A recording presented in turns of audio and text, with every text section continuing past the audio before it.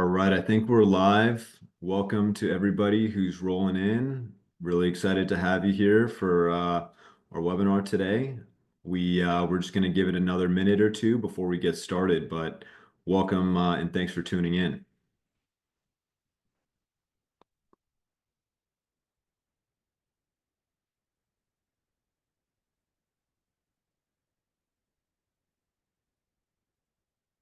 All right, and just for folks who are dialing in, welcome. Great to have you on.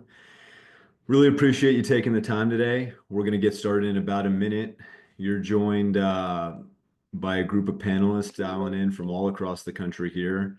I'm a West Coaster, although I look out the window here in LA and we finally are getting dumped on with a bunch of rain, as Michaela, I'm sure are you. But I don't think rain is much to complain about, Mr. Wellman. It's a little a little cold outside. Is that right? Last I checked, it was -3. So yeah, Not a lot of golf in -3 out there. I mean, I know you're built different in Nebraska, but that might even be below the elements. for sure. And Eric, what's the temperature in for you and David out in South Florida? A little bit different than -3, huh? Yeah, we have humidity in the air today again, and we've reached over 80 degrees this afternoon.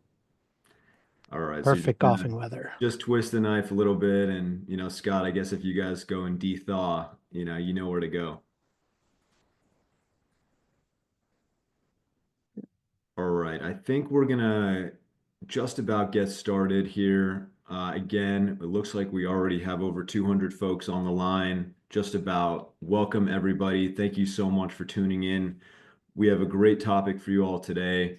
We're going to be talking about the no-show problem in golf and more specifically, what we can do about it. As we dive in here, I'll just talk to you real high level a little bit about what we're going to cover. Um, we're going to start off with some quick introductions. Make sure you all know who's who in the zoo from the presenter side. We have a real diverse array of folks who are going to bring a different perspective on both the problem and more specifically tactical solutions that you can bring as we head into the season here. We're going to talk a little bit about the industry-wide research, drill into the specific problem, and then we're going to, again, talk from an operator's perspective with a wide array of facilities kind of covered today, what you can do about the no-show problem at your properties. Lastly, we'll show you a little bit of new technology that we've just been rolling out that may be able to help with the solution. As we go throughout the presentation, really encourage everybody to use the Q&A chat and ask away if there's any questions you have. Michaela, maybe you can help with keeping your eye on the Q&A chat, and we can take questions as we go or at the end. Why don't we get started here with some real quick introductions. For those of you who have not met, my name is Jake Gordon. I'm one of the co-founders and CEO at Notify. Really excited to be joining you all and have an all-star lineup. I'll kind of popcorn it over to David. David, why don't you kick us off with just a real quick introduction? Who are you? What are you doing? And what brings you here today? Hey, everybody. David Lorenz. I am the Chief Research Officer at the National Golf Foundation. Excited to be a part of this panel. It's a topic that Jake sort of brought to our attention in a way that maybe we'd not been thinking about, and sort of forced our team to start looking at it ourselves with some of the data we have or going out and getting new data. So I'm appreciative, Jake, of you bringing this to the industry's attention and what it's sort of forced us to do, at least here at NGF. Great. Thanks, David. Yeah, and excited. I know you just have the brand new industry research right off the press, so going to be talking about some of that. Why don't we popcorn it over to Eric Garber. Eric, thanks for joining us. Who are you and what are you doing these days? Hello, good afternoon, everybody. Yes, Eric Garber here. I'm down in Palm Beach County, Florida. I work for the Palm Beach County Parks and Recreation Department. We operate 5 facilities, 4 golf courses, very high usage, high volume courses. And we're here to grow the game of golf down here in Palm Beach County with the high demand. This topic is very interesting to me and hope to learn a lot and share a lot of thoughts on how we do things down here in Palm Beach County. Awesome. Thanks, Eric, for tuning in. All right, Mr. Wellman, Scott, you want to join us next? Tell us a little bit about, who you are and your operation at Landscapes. You bet.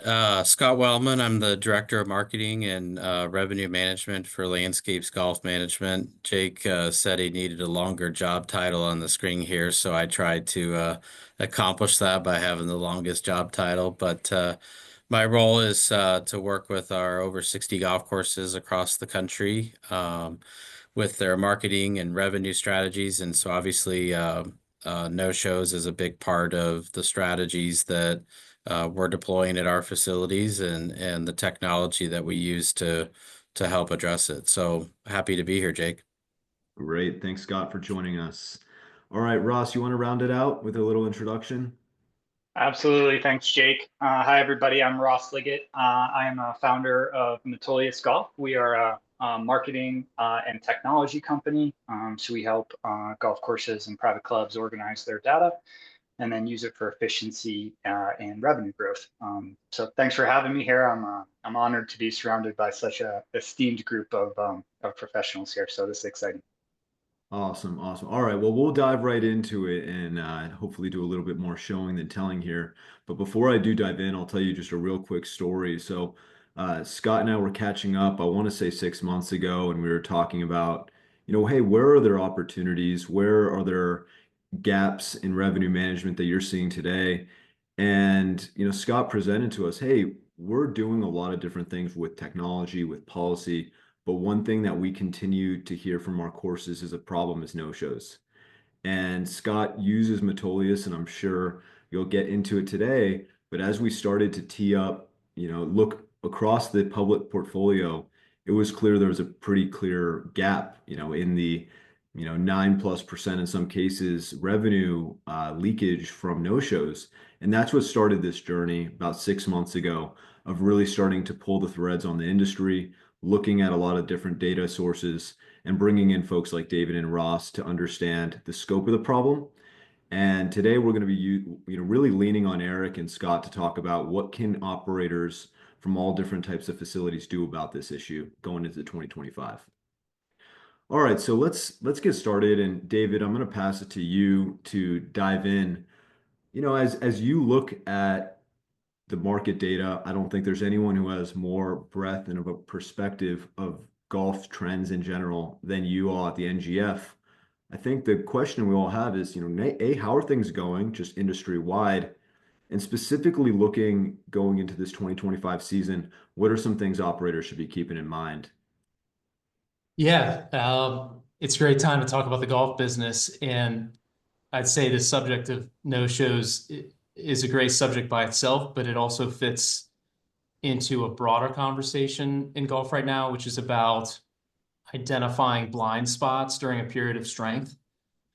So, even before we jump into that particular, the no-show problem, just thinking big picture, what's happening in golf right now, we've sort of, you alluded to it, we've just sort of finished up our annual physical of the golf business.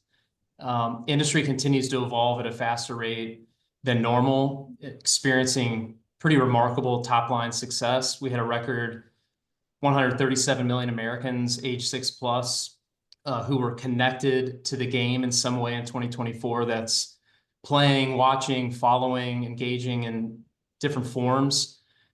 That's 43% of Americans, and that's up from somewhere just shy of a third of Americans who were engaged, let's say, a decade ago. And that by itself is a sort of amazing stat, all the ways that golf is weaving itself into American culture now. We've got 5 million more people today, we estimate, playing golf video games than we did pre-COVID. So the game is thriving in different ways. It's thriving away from the golf course with entertainment venues, simulators, ranges. We're still seeing sustained growth in all of those different types of off-course experiences. The game's identity is evolving too. Besides all of this increase in, diversity of product and presentation, we're seeing actually accelerating diversity in the customer base too. The face of golf has changed more in the past 5 years than the previous 50. And, you know, looking then at golf facility operations and some relevant, you know, KPIs, the data continues to tell a very compelling story about where the business stands. Rounds continue to grow. We were up 2% year over year. That's now 22% growth above pre-pandemic averages. You know, ball shipments, which is golf's purest consumption metric, those are tracking about 40% above pre-COVID. You know, our on-course golfer base has grown for 7 straight years, with, you know, this past 12-month period representing the single largest increase since 2000. You know, and then business fundamentals, I would say, reflect the momentum. That the bottom row of data that you're looking at there, 7 in 10 public facilities, 8 in 10 private clubs are reporting being in good financial health. Course supply at an aggregate, you know, macro level, it's stabilized. Closures are now at pre-Great Recession levels. Average public rates have increased consistently since 2019, you know, which of course is indicative of both demand and pricing power. And I guess what's particularly relevant for today's topic is what you see there on the bottom row, that, you know, 57% of public facilities and just shy of 80% of private clubs suggest operating at or near capacity. And this, of course, is important. This creates both vulnerability and opportunity, you know, especially when it comes to, you know, the idea of inventory management and no-shows. And that brings us to this critical metric, you know, that as I said, Jake, you sort of forced us to start thinking about a little differently, what we might call RevPOT, or revenue per occupied tee time. You know, the data analysis you're looking at here, which is, you know, done by members of our team, shows maybe intuitively that a tee time represents much more than the than the greens fee. For the average 18-hole public course, we're seeing about a 40 to 45% lift in ancillary additional revenue through F&B, through retail, other services. And that gets as high as 50% or over 50% at more premium facilities or 27 plus hole facilities. So, you know, this context makes the no-show challenge, I would say, particularly significant. When a tee time goes unused, you're obviously not just losing the greens fee, you're losing pretty significant ancillary revenue opportunities. So, you know, at peak times and prime season, you know, and for facilities operating at capacity, this represents substantial opportunity cost. And then, Hey, David, real quick, I would love to pull in Scott to this discussion real quick. I know, Scott, this is something with your data lake and just in general with your revenue management strategies. You think a lot about this concept of revenue per occupied time. We've had conversations about, you know, ancillary spend in retail and F&B. How does this sort of information resonate with you and David and team putting out this metric? Curious, how do you think about this as an operator? Yeah, so there's quite a few ways that we approach it, and thanks to Ross with our data warehouse and our business intelligence dashboards, we can kind of pinpoint these things, or have been looking at these things for quite a bit of time. So we're able to slice the data by looking at, you know, what's the average number of items on a receipt, for example. So to kind of support what David's saying, you know, over 2024. Our public facilities averaged about 4.6 items per receipt. So obviously that goes way beyond just a green fee within itself. And then to David's point and your point, Jake, I think, you know, as you kind of correlate that back to no-show activities, at the end of the day, I think many golf courses across the country can look at financial statements and see the significant impact that, you know, all of the data that David shared has had to, you know, the financial success of a golf course. And certainly a golf course today may be looking at, well, where's my additional capacity?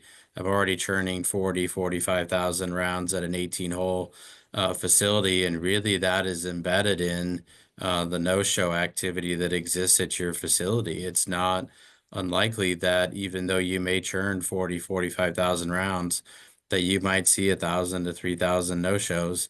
And that's probably an understated number, most generally, because I think, you're very reliant in terms of how your part-time staff is recording those on the T sheet. So it is a problem. And I think this just really highlights it's not just about losing the green fee, but it's about losing probably double the green fee that you have at your facility.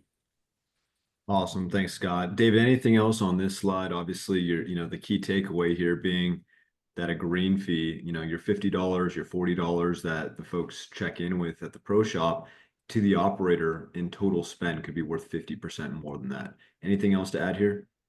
I don't think so. No. And this slide is really just to talk about really where our analysis comes from. So we've done quite a bit of economic impact work, both at a national level and at the state level, to be able to look then at facility revenues, operating revenues across different categories, different business lines. So then that enables us to understand and quantify, the true cost of a missed tee time. So this is just, sort of a rolled up picture, big picture at the golf economy, and specifically, golf facility revenues and how those break down. So that's sort of the broader context, which I hope sets up, a little better this conversation about the no-show problem. Yeah, David, one thing that jumps off the page for me here is that the playing fees relative to total revenue is only 32%, right? Which I'm sure, I'm curious for you, Eric, maybe I'll pull you in here as you look at the economics, only 32% being green fee related. I understand that with the parks, you guys kind of separate your F&B and retail and golf, but anything to add on just the general thoughts so far on RevPot or the total value of a tee time? Sure. I mean, the golfers are looking for an experience when they play any facility, and they want it to be memorable. So, they're going to spend a little bit more money when they have a positive experience, whether that's with the service of the staff or the impressiveness of the golf course, the conditions, or the enjoyment in the restaurant. Correct. Palm Beach County, we have contracted vendors. So we're not ideally looking at the big picture, but we certainly have it in mind to be good partners with our partners that are running their businesses at our facilities. Awesome. Thanks, Eric. All right. Well, now I want to kind of transition to this kind of a little bit controversial, a little bit interesting claim that there's $1 billion of revenue leaking out the bottom of the bucket of the golf industry. Ross, I know we've come up with that number through a pretty rigorous analysis, but I think the key topic that folks want to hear is, we might instinctually feel like no shows, and specifically short shows where a twosome, a foursome shows up as 2 or 3 shows up as 2, help really anchor for the group. What is the size of this no-show problem, and how should operators be thinking about it? So we started kind of this analysis with the idea of, we know, at least for the courses that we're partnered with, right? Those tee times that are left in a reserve state or that are, proactively marked as a no-show. And so we felt with, many millions of tee times, we could sort of benchmark a little bit what this no-show rate's going to look like across the industry. So we started with the actual tee times. So this is not survey data. This is not self-reported. These are actually reservations that were actually made and then actually not played at the facility. And so what this sort of led us to believe, and it was nice that these numbers, at least the big numbers, kind of matched up with the other folks out there that are doing research. But on average, we're seeing about a little under 31,000 reservations per year, and about 28,000 of those being checked in, right? So that leaves us with about 2,600, a little less than 2,700 no-shows on average per course, right? So if we break that all out, again, we looked at almost 500 courses in this analysis, 14 million tee times, all in the year 2024. And we found that no-show rate is about 8.6%. And at first, I was kind of like, well, that seems kind of big. Right. But then when you sort of get into the data and you start thinking about it a little bit, okay, well, how many foursomes that show up with 3 is it really going to take for me to get to 8%? Or what's just one no-show going to cost me if a whole foursome doesn't show up? And like, we look at our T-sheets, and whether you're doing 8-minute splits or 10-minute splits, your capacity is not that big. And then I think also from the high level, when we think about this, like, we all know that airlines overbook, right? And airlines, you have to prepay, you can't change your reservation. It's a much more rigorous process. And they even have enough no-shows that as a policy, they overbook their flights because they know people aren't going to show up. So I felt like at first I thought it was a big number, and then I started to think about it a little bit and dig in a little bit more. And it's like, well, maybe it's not that big of a number, right? So then we sort of tried to figure out, okay, here's the issue for a course, 8%. What does that mean in terms of money? And so that's when we kind of get to the next slide here. So, all right, so we got about 14 billion in green fee revenue collected. Maybe some, nuance in that number coming from different places, but it's in that range of 12 to 14 billion in green fee revenue.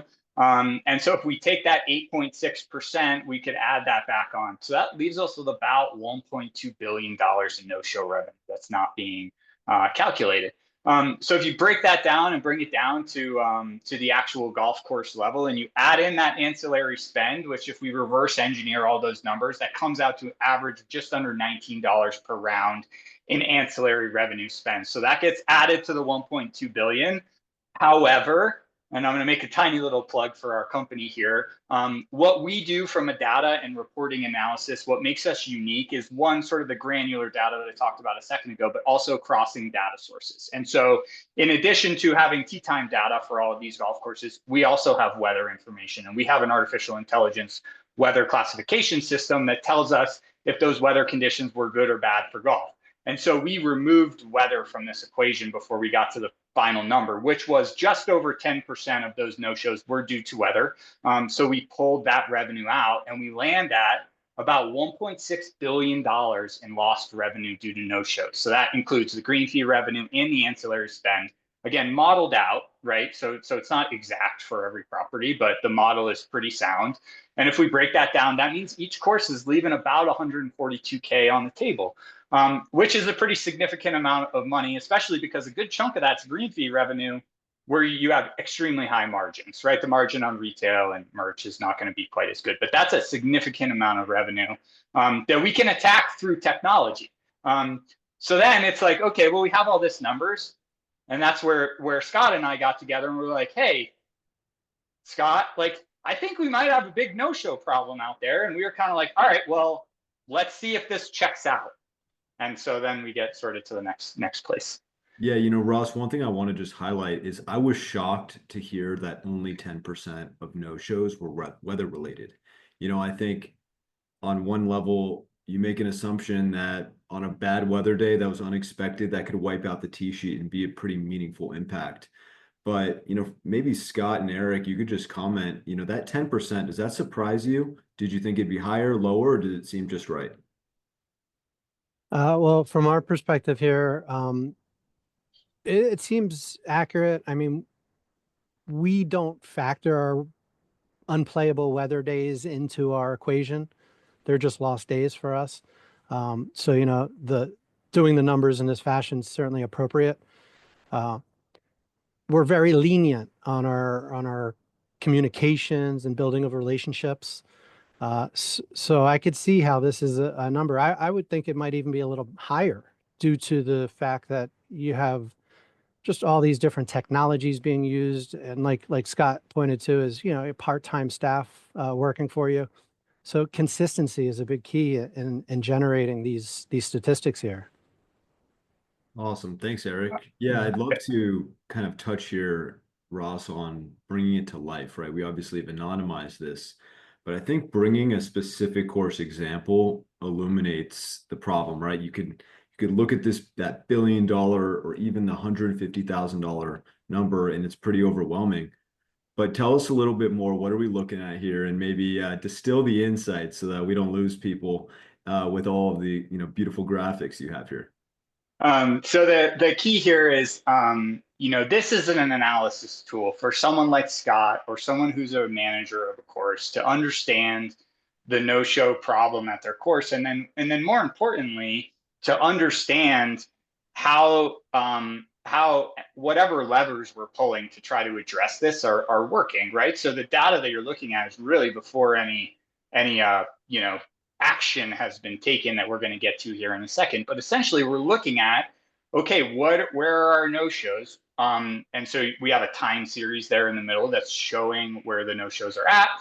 We could filter weather out of this equation to get those numbers down on the bad weather days. But essentially, we're saying, okay, how many rounds were no-showed? What were the fees associated with those rounds? Because all those rounds were reserved at a specific price point. So we know the revenue that we would have been able to collect. And we know that we couldn't have resold that, right? If we would have resold that round, there'd be a different person in the T-sheet. And so that data would not appear here on this screen. So essentially, those 5 boxes across the top with lost rounds, lost fees, average loss fee, total number of customers, and total no-show rate, those are our headline metrics. That's where we're going to look, and we're going to hope that those are going the right direction once we implement whatever strategy we're implementing.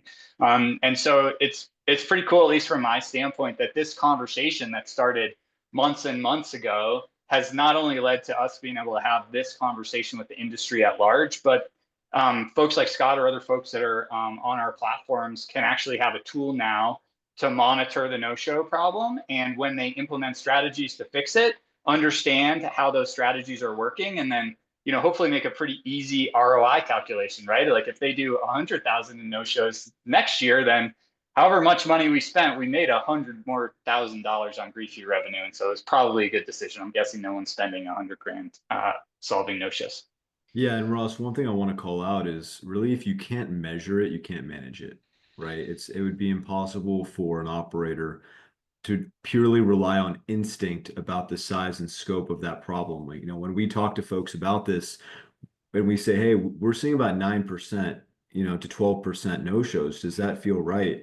We see, a lot of folks have a hypothesis like, yeah, that feels right. It might be 15%, or we're prepay, so no, it's down to 4%. But with your data, I think it's impressive that operators get this visibility. And just for transparency, this is one golf course, correct? This is a single course in a weather seasonal market that we're looking at that in 2024 experienced over 200,000 in total impact to their business. Yeah, and I'm just gonna have to get on my data sandbox here for a second and just tag on to a sort of a thread that's been commented on throughout this, but what data your shop staff puts into the T-sheet is critically important, more important than it's ever been in the history of golf, because more and more we're using that actual data that lives in the T-sheet to make decisions on our business. So if we're not putting player first name and last name in there, if we're not putting email address in there, if we're not checking people in, even if they're playing for $0, if we're not attempting to get players 2, 3, and 4's name in the T-sheet, like those are all things that will hurt us as an industry, not only at your own golf course if you're lacking to do that. So the accuracy of a dashboard page like this is directly related to how consistently the golf shop staff is entering that information into the point of sale. And so if I'm going to get one message across to the industry here, I have this moment on the sandbox. It's get that data in your T-sheet and in your point of sale. You will be thankful down the road, I promise you. Love it. Awesome. Thanks, Ross. Appreciate that. Well, I'm going to keep rolling here. And I think the real reason a lot of folks are tuning in is they want to hear from Eric and Scott about what are we doing about this, right? I don't think anyone's going to question, Ross, that you've got some of the best data analytics in the industry. But at the end of the day, it's Scott, it's Eric, it's folks that are GMs and turning the lights on golf courses that have to make sense and operationalize these insights. So I'm going to transition to really asking you, Eric and Scott, what are you doing about this problem? How are you, with this information, how does it change the way you run your facilities going into 2025? Maybe a little bit of context, Eric. Tell us about the scope of Palm Beach County golf courses. What are the courses like? What's the range and experiences that customers experience? And I'll pass it to you as well, Scott. I know across your 60 plus landscapes courses, you've got a wide array, but maybe tell us a little, starting with Eric, about your operation. Certainly, thank you. Yeah, so Palm Beach County Golf, we're operated here, 12 months a year. We are open every day of the year, and that doesn't stop unless a hurricane comes around. We have 93 holes of golf, two 27-hole facilities, one in Boca Raton as Osprey Point Golf Course. Just finished up hosting the FAU Invitational, 16 teams from around the country, won by Oklahoma. So that was a great event. And that course is an Audubon certified sanctuary, first of its kind to get a certification of its kind. It's a very popular course down here. Another 27-hole course is Okehele, pictured there below the logos. They've been operating since 1995. Park Ridge and South Winds are both 18-hole facilities. Park Ridge is built on a retired landfill, so you get a lot of elevation changes and out of Florida golf experience, as we like to say. And John Prince Golf Learning Center, a 3-hole facility with a lighted driving range, and we have programming at all of them. And for us, it's really about creating the relationships throughout these years. We're here to be stewards in the industry for the game of golf, and that's what we focus on. Our programming has achieved many highlights throughout the year. We brag about Brooks Koepka coming up at Okehele through our junior golf program many years ago, being taught by Donna White and her professionals, and we've maintained that. We have contracted golf professionals that are really excellent at what they do, and we focus on, and like Ross said, the data is so important. We made an effort here over a dozen years ago to really focus on that, create those relationships, give people discounts just for giving us their information, and we continue to do that this day. We're nonstop in data collection, and that's what makes it efficient for the golfer to use and for us to track it. Awesome. Thank you, Eric. Yeah, in the time we've worked together, I think I've been blown away by, you're really a scientist, and all of the knobs and dials that you're constantly pulling to drive both a great golfer experience, but also your real obsession over making sure you can get most accurate data information and use that for your operation. So thanks, Eric. Scott, you want to tell us a little bit about Landscapes and the properties that you all manage and operate?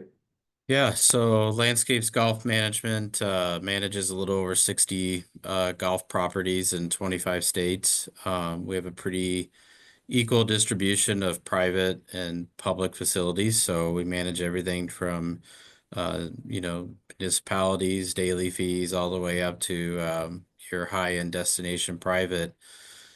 And really, I think Jake, this conversation for you and I really kind of goes back almost 18 months, right? Like, why would we see variations in ROI with Notified? Why would we see some golf courses be super successful with it and some maybe not as successful? And it already really correlated back to, I think you and I felt at the time, what were some of the things that the golf course had in play as it related to cancellation policies and good data collection and analyzation of the results that they have on an annual basis. And so it's just kind of neat to see between you and I and Ross what's evolved over the last 18 months in terms of the data we've been able to pull to the forefront, because now having been able to have that conversation with our operators for the last 12 to 18 months really has,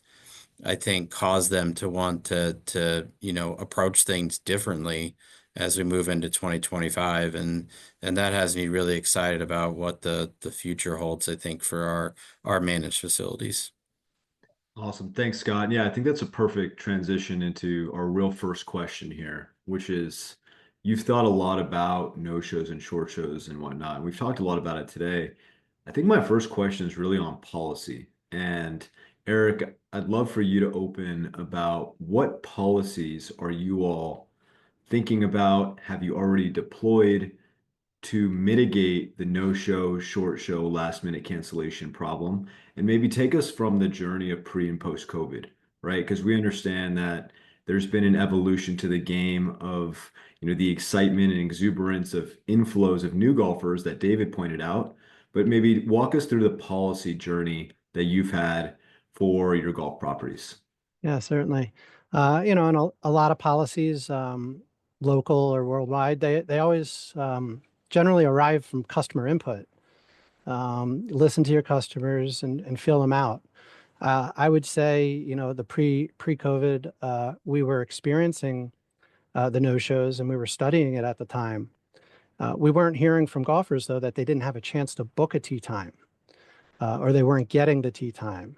That didn't arrive until just after COVID. And at that time, because we had done our due diligence and studied the volume or impact of these no-shows prior, we were really quickly able to pivot and create a policy that was put in place in May of 2022, just as we reopened.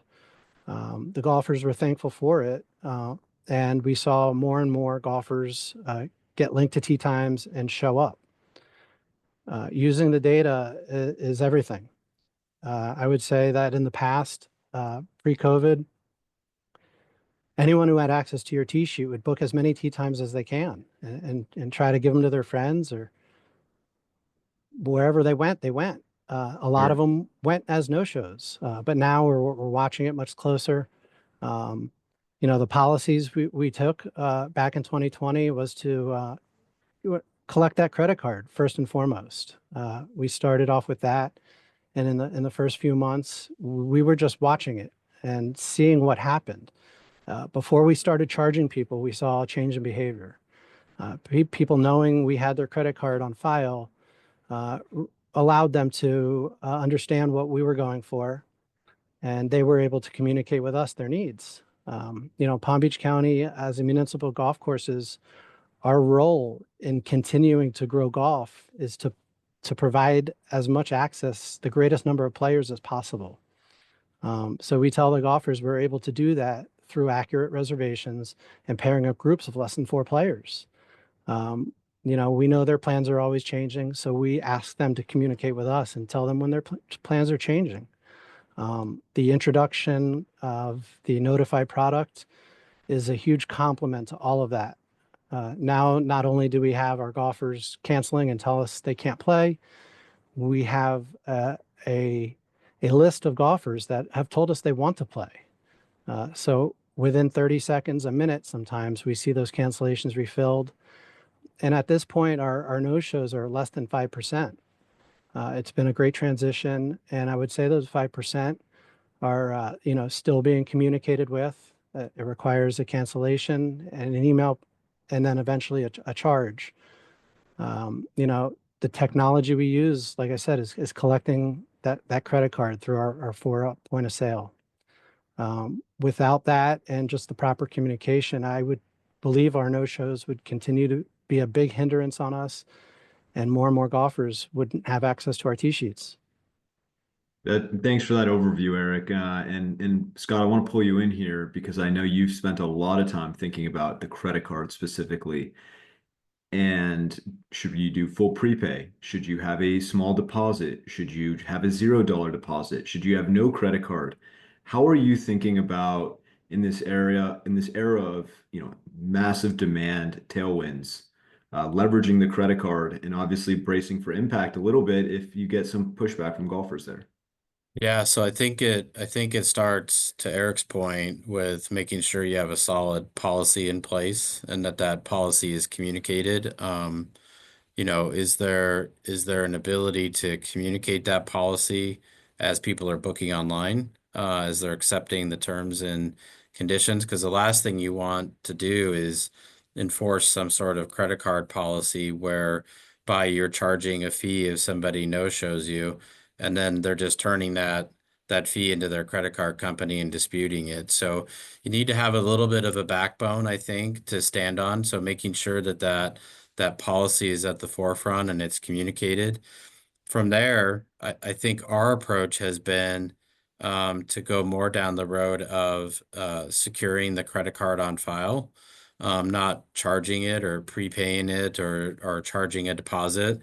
Most generally, we're working with public facilities that the average rate is probably in the $45 to $50 kind of range, and so it's really hard, I think, to force prepayment. And then, when you do force prepayment, are you able to manage that from an accounting perspective? Does your golf management system allow you to manage that where you're recording that revenue into the right spots? So for us, I think the approach is the policy, capturing the credit card, capturing the right amount of data at the time that the reservation is made, and then obviously enforcing that policy when you have a no-show at your facility. And one other thing I was thinking of, Jake, this is very slanted to public golf courses today, but Sure. there is a no-show problem with private facilities too. Private golf courses have, as the membership has become full and tee time demand is high, if your members can't get access to a tee time, your lost revenue proposition there is in lost members. So definitely having your members be able to give you a heads up that they're not going to be able to make it, and potentially having a member who's having a tough time finding a tee time be able to fill that can have an impact on that side too. So I just wanted to put a note out around that as well. Yeah, that's great, Scott. And I think a lot of public courses also have a membership component. So there's probably a number of different use cases there. Eric, I want to bounce back to you. We got a question in the chat here, and it says, how do you balance customer frustration of being charged with the no-show versus the hospitality component of, giving someone a break if stuff happens? So Sure, I don't, yeah. like, how do you think about that? I'm sure with the volume you guys are doing, this has got to be a daily occurrence, right? Certainly, yeah, especially in the beginning of the new policy. It took a little learning for us as staff to continue to mark that tee sheet, to continue to charge that golfer. And then on the golfer side of it, like you said, they will call, whether they call their credit card company direct or they call the golf course direct. We've always been very lenient. Our purpose in this from the beginning wasn't to generate revenue from no-show fees. As you can imagine, a $20 no-show fee on a $90 round of golf is not a net positive for us. So if we were to charge it and they would be unsatisfied, oftentimes we would use this as an opportunity to establish our relationship with that customer and to reiterate the importance of each and every tee time. Oftentimes we would turn that payment or that no-show fee into a rain check so they can come back and enjoy it, thus satisfying the hospitality angle. Today, I could tell you years later, we have very few people that get caught off guard, so to say, because of the proper communication we put in place throughout the booking process, in their reservation confirmation, and eventually in their cancellation policy. I think once they see that, a lot of times they get scared and they do call us direct. And again, that's our opportunity to say thank you for calling us and have that conversation to enhance that relationship going forward. They appreciate it and we appreciate it. So in the future, there's less and less. Just last, a note about chargebacks. We're seeing very few. I don't know if that's something local to us or because we've had this policy in place for years. I think the golfers really feel bad when they do it at this point. It's been so many years. So they feel inclined to just let it go. And we never hear from them about it. And they continue to make tee times, show up and play in the future. Now, it does become a problem when the golfer reaches a certain level of no-shows. We're not just going to keep letting them book. At that point, we turn off their online access, and it forces them to either call us or try to create a new account. And sometimes that's not very effective for them because we can catch them there with our systems in place. Absolutely. Well, thanks for that, Eric. And maybe Scott, I'll pass to you. I want to transition to technology. I know, look at everything in the market. You evaluate tons of different capabilities. How do you think about technology as it relates to no-shows and revenue optimization for your facilities? Yeah, so I think first and foremost, not to beat a dead horse, but it starts with aligning yourself with with a golf management system and a partner like Ross to align your data so you can understand what the scope of the problem is. I would encourage you to look at cloud-based systems that allow you to easily port your data over through APIs. And so for us, that starts with Lightspeed, who we've selected.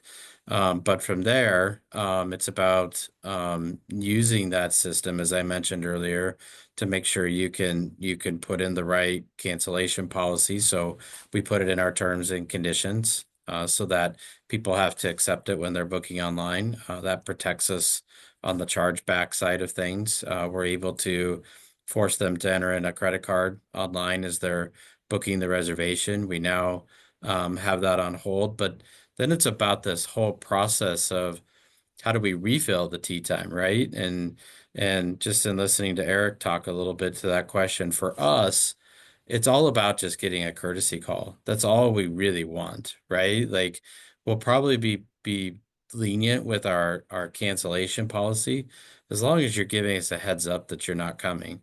If you just cold-blooded don't even make an attempt to call us, that's when we're really enforcing that policy. And for those that do call in and give us that courtesy call, we feel like we have partners in Notify with being able to use our waitlist technology to refill those tea times. I'm excited, Jake, about your new product that we've been testing for a few weeks here with Confirm. I just feel like that adds another layer to the consumer of why didn't you call us?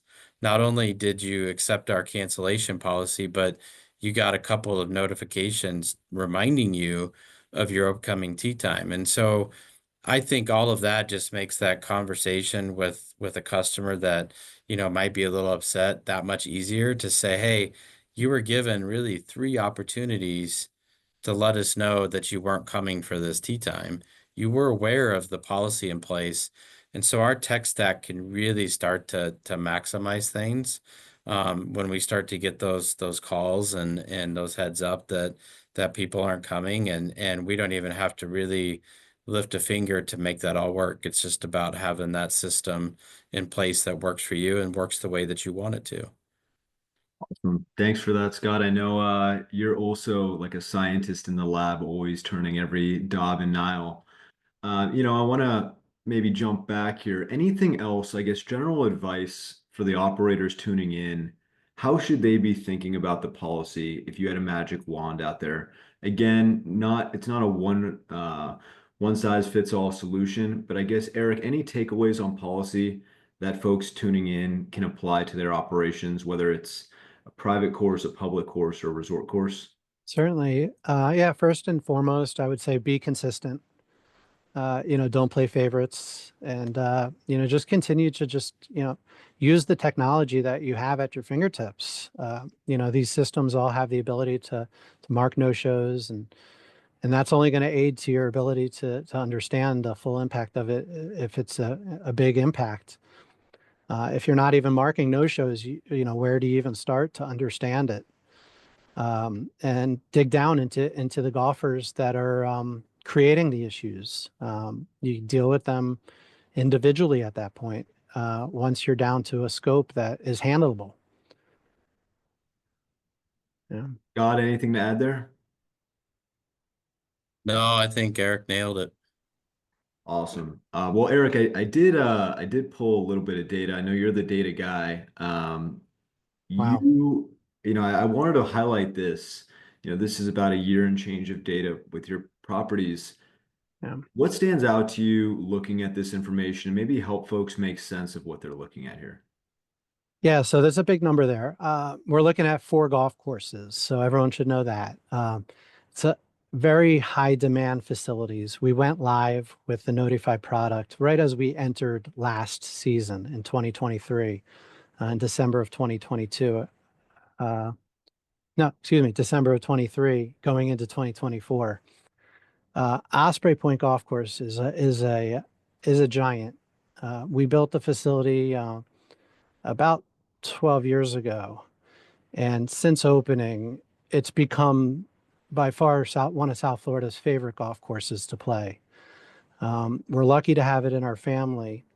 But what we're looking at really is a service. We've created another level of service, or a layer of service into what we offer to our guests.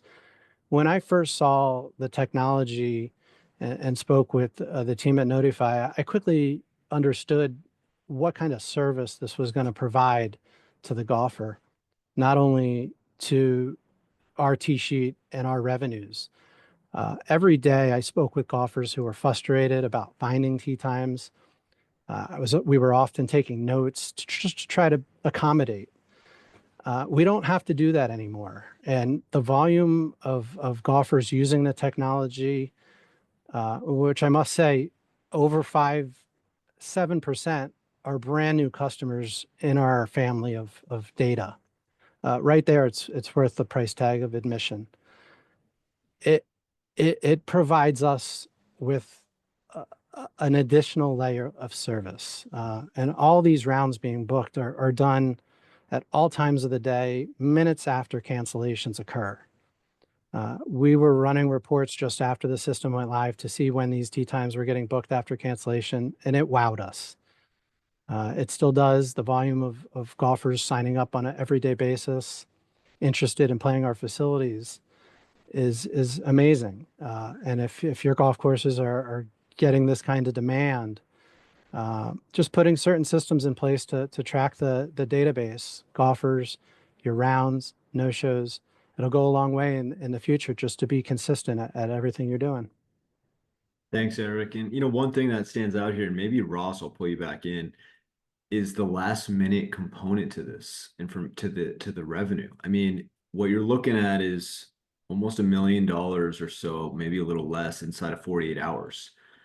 So my question for you, Ross, pulling you back in, do you see this portfolio wide? You work with over 500 courses. Is it common to have last minute movement, or do people, no show in inconsistent basis? So I can't point to any specific analysis that we've done on this, but I can definitely rely on just kind of our experience in working with our clients and kind of helping them understand. I will say that the short-term bookings, like this chart that we're seeing right here, especially the 1 and 2 days, does not surprise me at all. I would say the thing that maybe surprises me the most is the 0 day being as low as it is. But that could just be a function of the fact that this is a very busy golf course and people know that they need to book far in advance in order to be able to get a tee time. I would say, again, this is completely anecdotal, but I would say we're seeing the booking window decrease overall, even in the face of increased demand.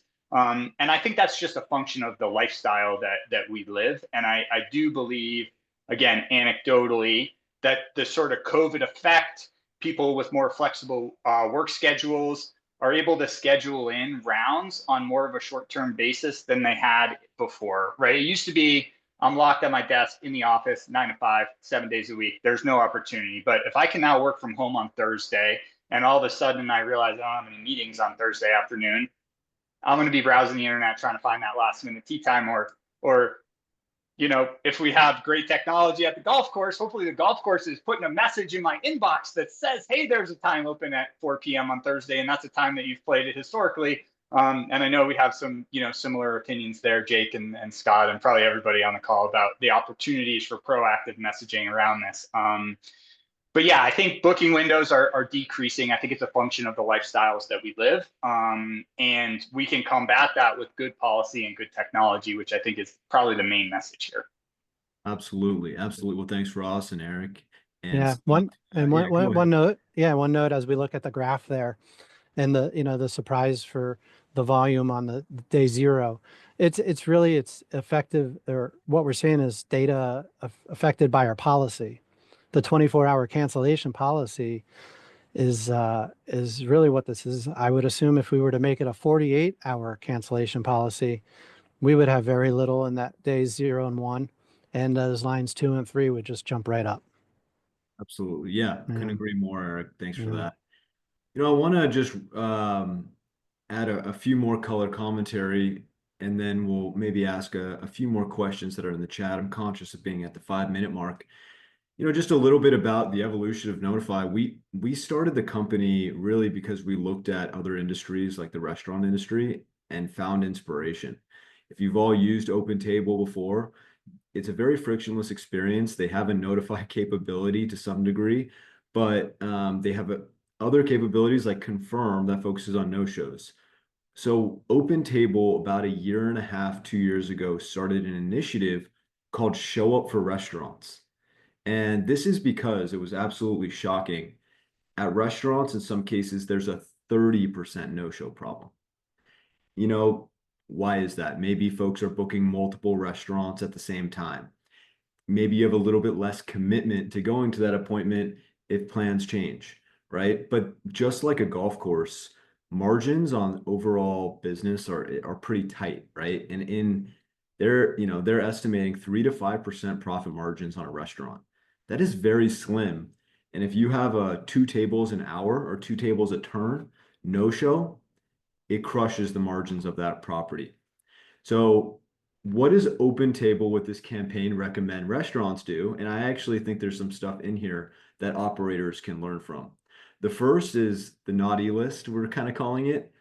If you have a list of folks who are serial no-showers, they should lose their entitlement to book online. It could be hard to understand and see that in the data in the booking engine sometimes. That's something for us with our new Confirm product. We are going to make sure you know who your naughty list is. And if someone has no-showed 5 times, they should not get access to the same privileges as your great customers. Obviously Eric touched on this, making sure there's a credit card requirement put down that increases accountability. Lastly, I think what I want to touch on is the reminder text message, the confirmation text message. I'm sure everybody on this call has had a doctor's appointment and you get a text the day before saying, "Hey, David, you have an appointment tomorrow at 4. Are you coming?" 1 to confirm, 2 to cancel, etc. And what that does is, people forget. You might have booked that appointment a month ago, or you might have booked your tee time 10 days out. If I'm trying to get on at Osprey, I'm booking it right when the window opens. But I might have forgot that it was a foursome, and now only 2 of my buddies are in. So that reminder capability is critical. And what we wanted to do in Notify is say, hey, why don't we take inspiration from doctors' offices, which has perishable inventory, and restaurants, which have a 30% no-show rate, and build that natively in. And that's exactly what we've done. Pretty much with Notify Confirm, every single golfer on the tee sheet, whether they've used the digital assistant product or not, is getting a confirmation text. You could click 1 to confirm, 9 to cancel. We don't want any fat fingers, or 5 to modify, and we'll route you to the facility. What's pretty exciting is, this is completely configurable by the operators. So Scott, we'll go into the lab and you might say, hey, I want a 26-hour follow-up message to everybody that hasn't confirmed their spot. And again, this has been a pilot program. We've been rolling it out. We just got the data on the first course. After 3 weeks, they saw a 28% no-show reduction in the first 3 weeks, January year over year. So again, pretty excited to see all this impact. And, really, Scott, I know we're going to be talking about this a lot next week, but rolling this out and hopefully can put a dent in that 9 to 12% no-show rate. I'm conscious of time. I know we got about a minute left. And again, we want to respect everyone's time, but maybe we open it up to a couple questions here. So question from Rion, which is, what are your thoughts on charging for a tee time during peak demand versus charging per player, maybe off hours? I'll pop that one over to Scott first. Scott, do you have a perspective on that? I think it would be hard from our end to have differing cancellation policies in place. I think our approach is going to be that, we need to have a consistent cancellation policy that can be enforced, 24/7.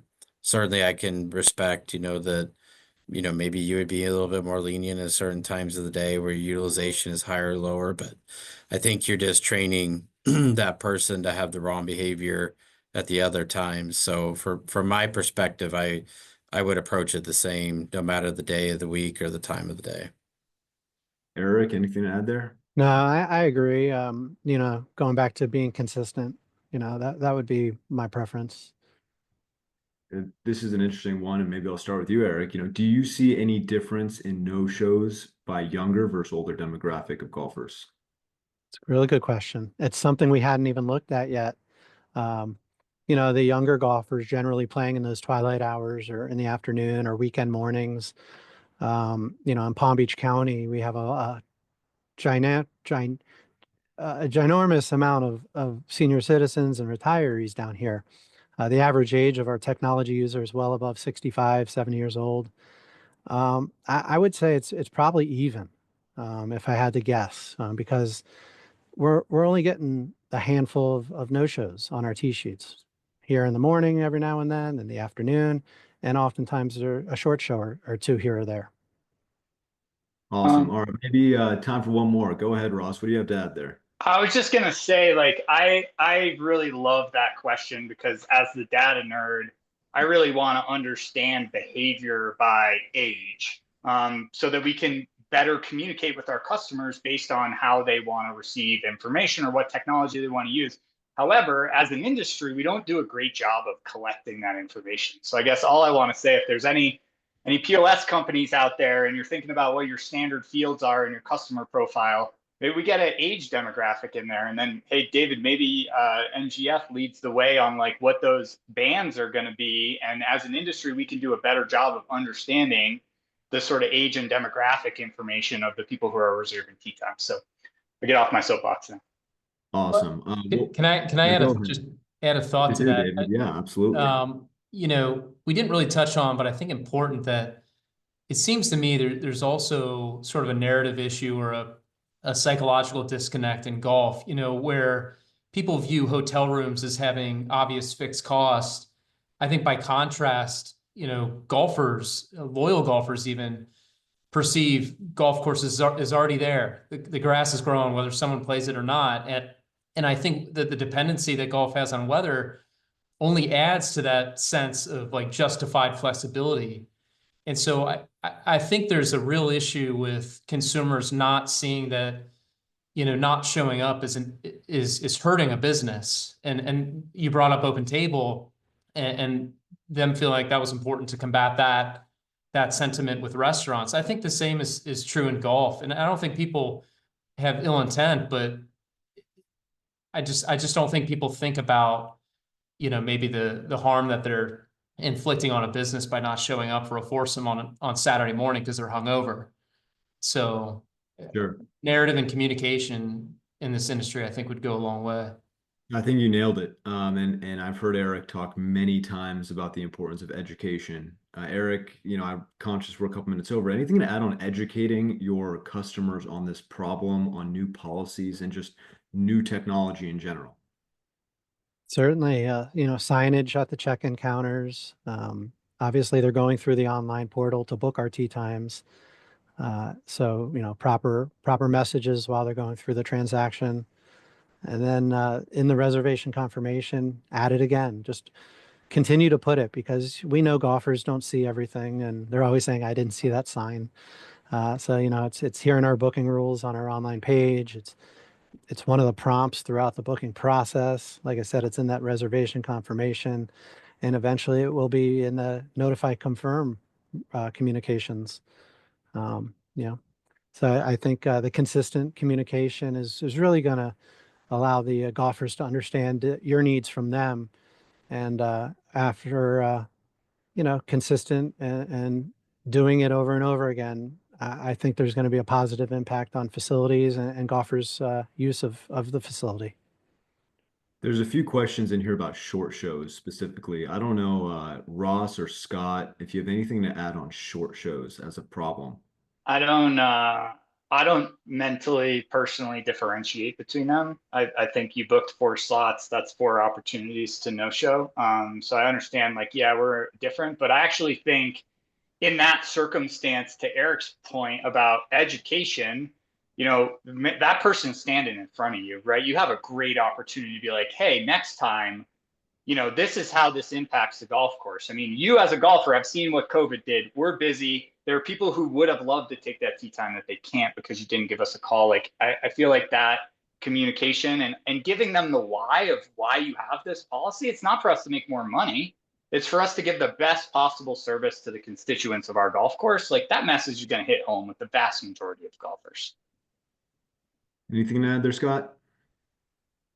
No, that was really well said. We don't delineate between a no show and a short show. It's the same policy no matter who they are. So yeah, I would agree 100%.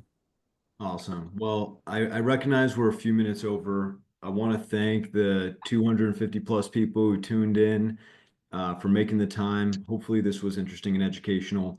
I'll make myself available if there's any follow-on questions. I don't know with the panel, Scott and Eric and Ross and David, you're busy folks, but if folks want to reach out to you, is there any, what's the best way to get a hold of you? Email. Email. Yep. Email. All right. Well, we'll put that as a follow-up. Put your emails out there. Thanks everybody for the time. The recording will be sent. We'll send the materials. Thanks again and have a great rest of your week. Thanks, y'all. Thanks, Thank you. guys. Thanks for putting this together. Absolutely.